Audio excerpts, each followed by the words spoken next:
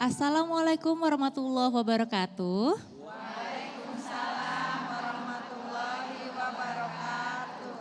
Alhamdulillah, di hari yang penuh hikmah dan spesial, hari ini kita semua bisa berkumpul bersama para jamaah yang Masya Allah luar biasa sekali ini ibu-ibu semua. Apa kabar ibu? Dan kita berkumpul di tempat yang begitu spesial yaitu di Masjid Darussalam Cibubur, tentunya di acara Kajian Hatimu. Sekarang saya Alisa Sebenono akan menemani Ustadz Hilman hari ini karena temanya begitu spesial. Apa sih temanya? Ketika mulut dikunci, tangan dan kaki jadi saksi. Sepertinya di sini kita lihat semua para wajah bunda-bunda sudah tidak sabar untuk mendengarkan tausiah dari Ustadz. Silahkan Ustadz. Bismillahirrahmanirrahim. Assalamualaikum warahmatullahi wabarakatuh.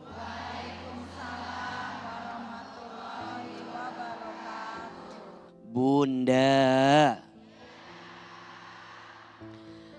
Allah Subhanahu wa taala berfirman di dalam Al-Qur'an surat Yasin ayat 65. A'udzubillahi minasyaitonirrajim. Al-yawma nakhtimu ala afwahihim wa tukallimuna aydihim wa tashhadu arjuluhum bima kanu yaksibun. Kata Allah, akan ada satu hari di mana mulut dikunci, tangan jadi saksi, kaki jadi saksi dengan apa yang sudah kita perbuat. Bunda sayang, pemirsa Trans TV yang dirahmati Allah, hati-hati dengan perbuatan yang kita lakukan. Kenapa? Karena setiap amal perbuatan ada balasannya. Setiap amal perbuatan yang kita hadirkan ada catatannya. Di dunia mungkin kita bisa berkilah. Di dunia mungkin kita bisa menghindar. Tapi mohon maaf, pengawasan Allah, penglihatan Allah, dan penilaian Allah tidak akan mungkin salah dengan kita. Betul? Mulut di dunia bisa berbohong. Mulut di dunia bisa ingkar. Mulut di dunia bisa berdusta. Tapi di hadapan Allah tidak mungkin kita bisa berkilah. Kenapa? Allah Al-Alim, Allah yang maha tahu. Allah Al-Basir, Allah yang maha melihat. Allah As-Sami', Allah yang maha mendengar. Allah tahu apa yang kita lakukan. Allah melihat apa yang kita kerjakan. Dan Allah mendengar apa yang kita ucapkan. Maka kita harus tahu akhir kehidupan kita bukan dunia. Setelah dunia yang kita jalani hari ini, kita akan bertemu dengan fase kehidupan selanjutnya. Dan disitulah semua amal perbuatan kita akan dilihat, dinilai oleh Allah Subhanahu wa taala. Famay ya'mal mithqala dzarratin khairan yarah wa may ya'mal mithqala dzarratin syarran yarah. Barang siapa yang berbuat kebaikan, maka Allah akan balas kebaikan itu. Dan barang siapa yang berbuat keburukan, maka Allah pun akan balas keburukan itu. Maka jangan jadi orang yang munafik dalam hidup. Siapa orang yang munafik itu? Kata Nabi SAW, ada 3 ciri orang yang munafik. Yang pertama, ketika bicara berdusta. Ketika berjanji, ingkar dengan janjinya. Dan yang ketiga, ketika diberikan amanah, dia khianat dengan amanahnya.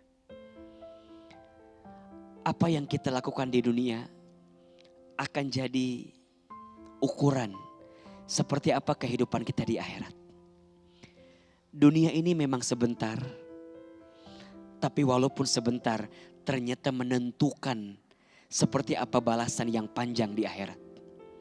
Dunia ini memang tidak selamanya, tapi ternyata yang tidak selamanya ini akan jadi penentu seperti apa kehidupan kita nanti di akhirat. Maka apa pesan yang indah untuk kita pahami? Selama hidup di dunia, jadilah orang baik. Karena pada akhirnya jadi kaya, jadi terkenal, jadi gak ada apa-apanya. Jadi orang baik saja. Hal jazaul ihsan illal ihsan. Tidaklah kebaikan itu kecuali balasannya adalah kebaikan. Hati-hati. Dunia bisa mengecewakanmu. Dunia mungkin bisa membohongimu. Tapi akhirat tidak akan bisa dibohongi oleh dirimu. Ketika mulut tak bertulang, iya bisa berkilah. Tapi nanti mulut dikunci, tangan dan kaki. Tangan bicara, kaki jadi saksi dengan apa yang kita lakukan. Semoga dunia yang sementara tidak melalaikan kita dan akhirat yang selamanya tetap jadi tujuan utama kita. Amin ya Rabbal Alamin. Masya Allah. Nah sekarang kita memasuki sesi tanya jawab lagi nih. Ada yang ingin bertanya dari tadi Ustaz seperti dengan sabar. Ya. Dan ada Teh Musdalifah di sini. Ya. Assalamualaikum Ada Teh. Mbak Musdalifah di sini. Warahmatullahi wabarakatuh. Nah, Izin Teh silakan silakan. boleh berdiri. Assalamualaikum warahmatullahi wabarakatuh. Waalaikumsalam warahmatullahi wabarakatuh. Pertama kan saya nikah sudah 3 kali. Pertama saya nikah beda usia yang sangat jauh. Bedanya 37 tahun. Selama itu saya nikah 14 tahun, terus beliau sakit 3 tahun, 2009 sampai 2011. Akhirnya 2011 beliau meninggal. Karena mungkin udah ajal ya, Allah sudah ambil, beliau menutup usia di umur 75. Di tahun 2012 saya menemukan jodoh.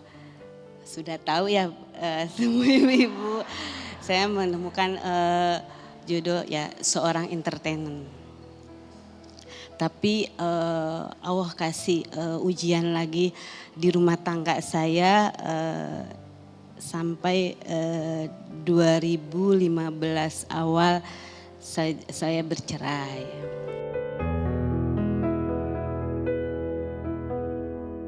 Akhirnya saya sendiri selama 2015 sampai 2019 saya dapat jodoh lagi, menikah dan di bawah usia saya 15 tahun. Alhamdulillah sekarang saya sudah 6 tahun berjalan. Tapi suami saya ini karena belum punya anak dari saya lagi berjuang untuk insya Allah bayi tabung, lagi program bayi tabung. Kan orang ini kan selalu menghujat saya, masa lalu saya sering kawin semua kan, saya nggak mau untuk takdir saya ini kawin cerai. Ya saya maunya seperti wanita lain lah, istilahnya nikah. Sebenarnya kan manusia ini kan pengen nikah satu seumur hidup. Tapi ini kan karena takdir saya 3 kali menikah. Alhamdulillah di 6 tahun ini suami saya sayang sama anak-anak.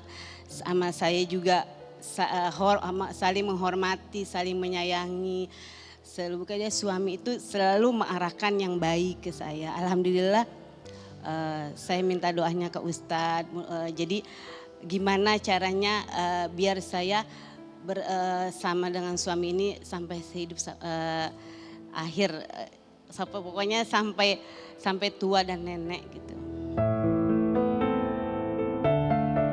Tapi Mbak Mus dengan yang ketiga ini berarti cinta banget lah ya. Alhamdulillah. Alhamdulillah. Coba kalau ada kesempatan mau bilang apa sama Mas Fadel mungkin, suami yang sekarang.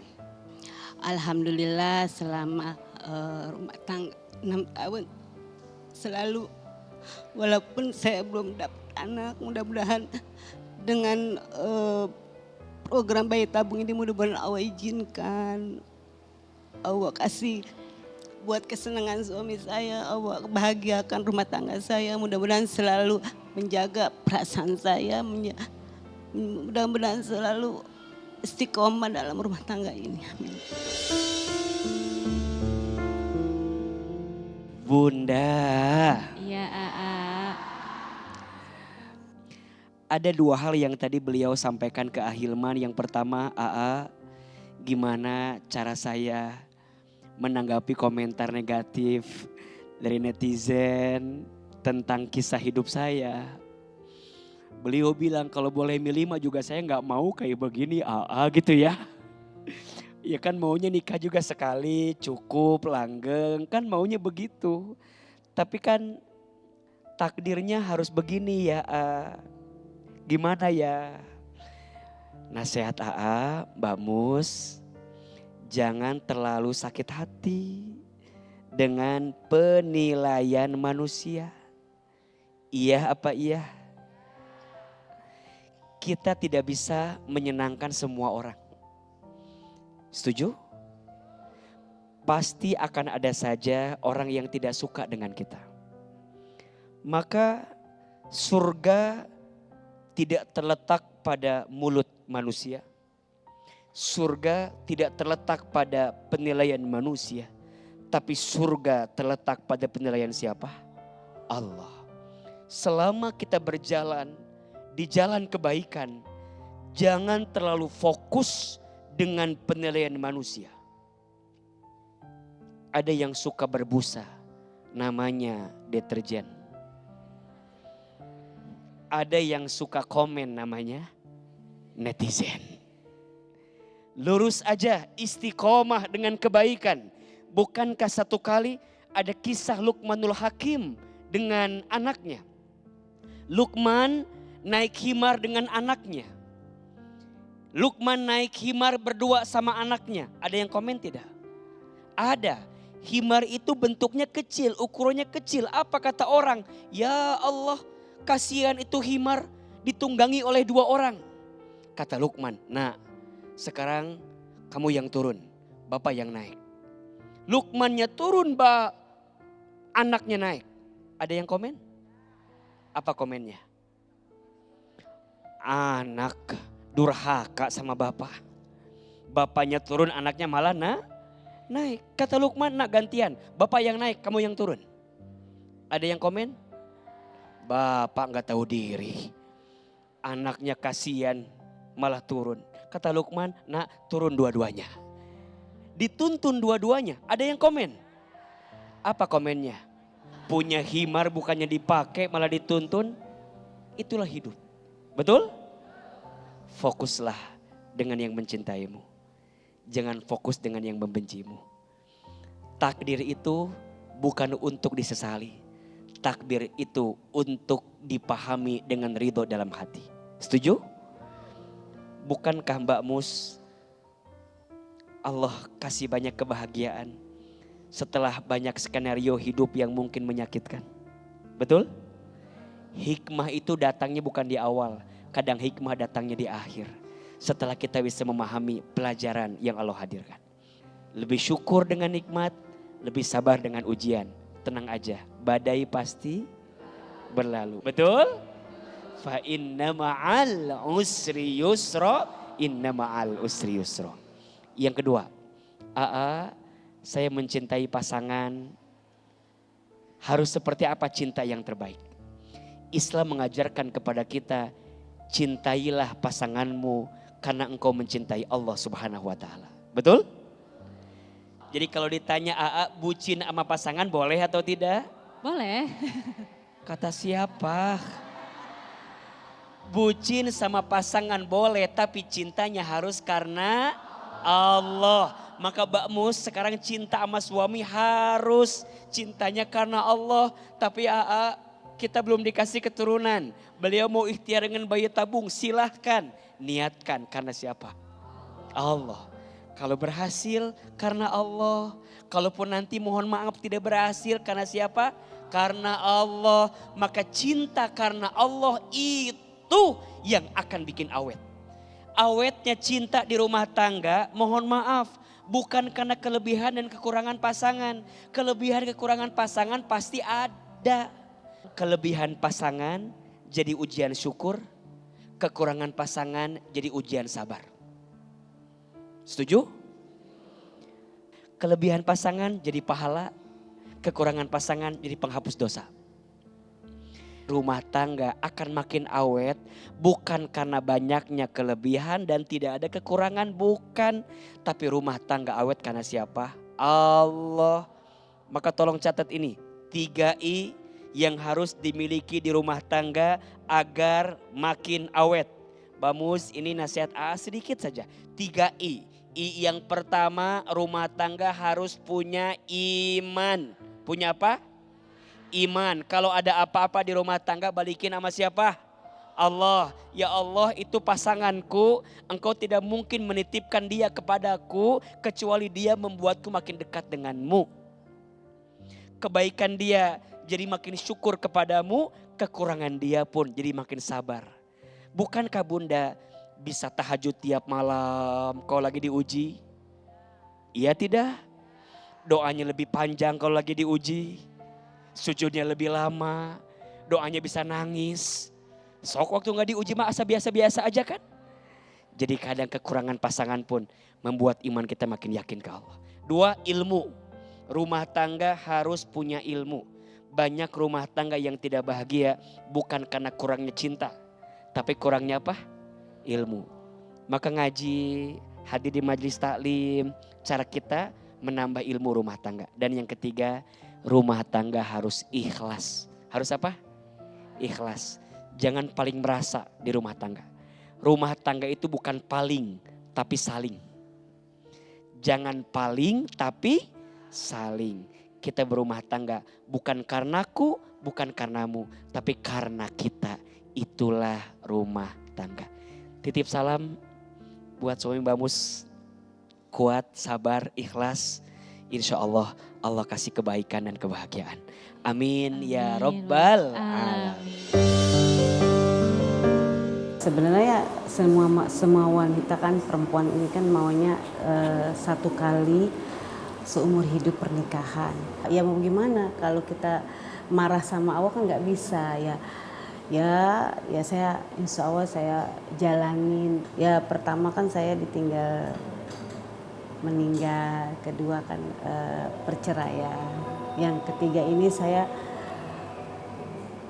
minta sama Allah